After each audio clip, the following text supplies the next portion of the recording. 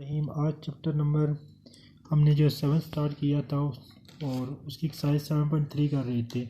आज जो question number 9 आप कर रहे हैं लास्ट। तो जैसा कि आपको मालूम है कि यहाँ पर नज़र आ रहा है y इक्वल टू 1/2 4 और 9 1 2 2 2 फैक्टोरियल एंड 4 और 9 का whole square and so on. हमने ये शो कराना है कि ये जो है ना इसके बराबर है 5y की square plus 2 20 y minus 16 equal to 0। तो आप देख सकते हो कि अगर हम यहाँ से लेफ़्ट हैंड साइड से शुरू करें, ये कंसीडर करते हैं हम, तो हम करते हैं कंसीडर। ठीक है जी, हमने इसको प्रूफ ऑफ करना है। तो y लिखा हुआ है, इफ़ से जो इफ़ लिखा है ना वहाँ से आपने शुरू कर दो। 2 लिखा हुआ है, फिर लिखना है 4 और 9 लिखना है प्लस, फिर लिखें 2 का स्क्वायर, फिर 2 फैक्टोरियल, फिर आपके पास है 4 और 9 के स्क्वायर प्लस 3 5 2 की क्यूब 3 फैक्टोरियल और 4 और 3 का स्क्वायर। बस यहाँ तक आप रख लें। अब यहाँ पर देखें हमारे पास जो है ना टर्म के लिहाज से ये बाइनोमियली आपको नज़र आ रही है, लेकिन आपके पास 1 मौजूद नहीं है। तो आपने 1 दोनों तरफ आपने ऐड कर देना है। क्या कर देना है? एडिंग कर देना है। Adding 1 both side. ठीक है, तो अब ये बोथ साइड क्यों करने हैं? क्योंकि हमने बाइनोमियल फार्मूला बनाना है, फिर उसको हमने कंपेयर करना है। तो जब तक सेम टर्म ना हो तब तक आप कंपेयर नहीं कर सकते। तो हमने इसको कंपेयर करने के लिए ही यहाँ पर हमने दोनों साइड पर जो है ना 1 को ऐड कर लिया।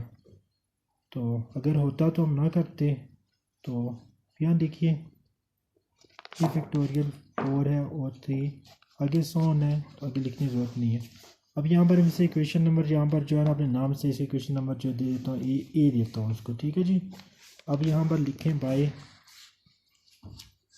Binomial theorem. बाइनोमियल थ्योरम की हम बात करते हैं तो हमें पता है कि ये किस फॉर्म में है, y में है, तो आपने y में ही लेना होता है। x था तो x में लेते। ठीक है, तो आप यहाँ पर लिखें 1 + y n लिख लिया। ठीक है, अब यहाँ पर आप देख सकते हो कि यहाँ पर 1 लिखेंगे n, y लिखेंगे plus n into n minus 1 2 factorial और y का स्क्वायर, देन आपने कहा n इंटू n माइनस 1 फिर n माइनस 2 और यहाँ पर 3 फैक्टोरियल आपने लिखा और यहाँ पर क्यूबिक लिख दिया। अब यहाँ पर डॉट डाल के इसको मैंने क्वेश्चन नंबर यहाँ बी दे दिया है। अब यहाँ पर देखिए जो आपकी इक्वेशन 1 और 2 में सेम आ रही है, सिर्फ पावर का ही फ़र्क है। तो हम यहाँ पर हमारी विश यही है कि y फाइंड करना और n फाइंड करना। तो ये दो चीज़ें हमने जो ना फाइंड करनी है। इसके लिए मैंने फ़र्स्ट ऑफ ऑल इन दोनों को कंपेयर कर लेता हूँ। क्या कर लेता हूँ? कंपेयरिंग कर लेता हूँ। तो टारगेट हमारा क्या है जी? y फाइंड करना और n फाइंड करना फर्स्ट ऑफ ऑल। तो कंपेयरिंग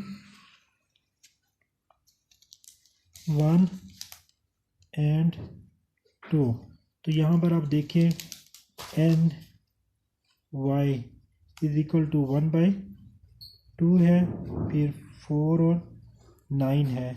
यहाँ से मैं y को अकेला कर लेता हूँ। तो जहाँ पर आप देख सकते हो कि यहाँ से ये दोनों आपस में कैंसिल भी हो सकते हैं। तो यहाँ से आप ऊपर नीचे हैं तो कैंसिल कर लें। तो यहाँ पर आप गया 2/9 आ गया और n मल्टीप्लिकेशन नीचे आके डिवाइड हो गया। इसे क्वेश्चन नंबर आपने सिंपल 1 का दे देनी है।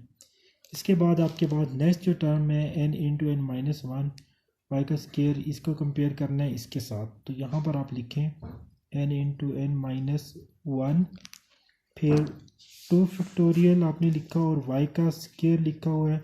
अब ये वाली चीज़ आपके पास इसके साथ आपने कंपेयर करनी है इसके साथ।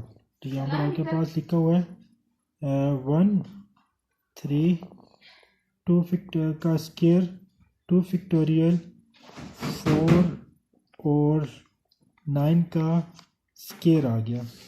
अब यहाँ से आप देखें y की कीमत हमारे पास ऊपर जो नज़र जा रही है वो आपने इसमें यूज़ कर लेनी है। तो यूज़ करने के लिए आपने ऊपर वाली इक्वेशन जो है ना फ्रॉम इक्वेशन 1 कह दें, फ्रॉम इक्वेशंस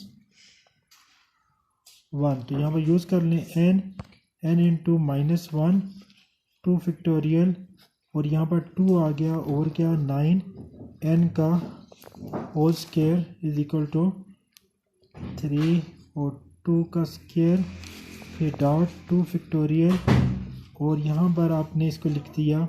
मज़ीद इसको करना चाहें तो आप कर सकते हो। तो यहाँ पर हम 2 टाइम लिखा तो आपने 4 क्रॉस 9 क्रॉस 9 ही लिख लें। तो यहाँ पर 4 और 9 यहाँ तक कर लिया, क्योंकि 2 बार लिखा था तो आपको मल्टीप्लिकेशन 16 में जानी है 81 में जाने की बजाय आप ये भी लिख सकते हो। हमारी विश है कि कट करना। ओके, अब यहाँ पर देखें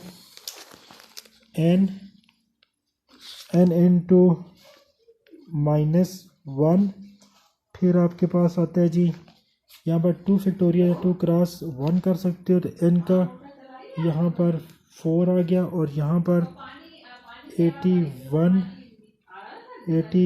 का n की स्क्वायर आ गया। ठीक है जी। मज़ीद अगर आप देखें तो यहाँ पर आप देख सकते हो 81 और n की स्क्वायर है, तो यहाँ पर 1 3 किया, 2 का स्क्वायर आपके पास 4 आता है, 2 फैक्टोरियल आप 1 कर दिया। अगर मज़ीद अगर देखें तो ये 4 से 16 भी कर सकते हैं, तो कर लें, इजी करते हो जाएगा। चलिए 4 आ गया और ये आ गया 81 आ गया, क्या गया 81।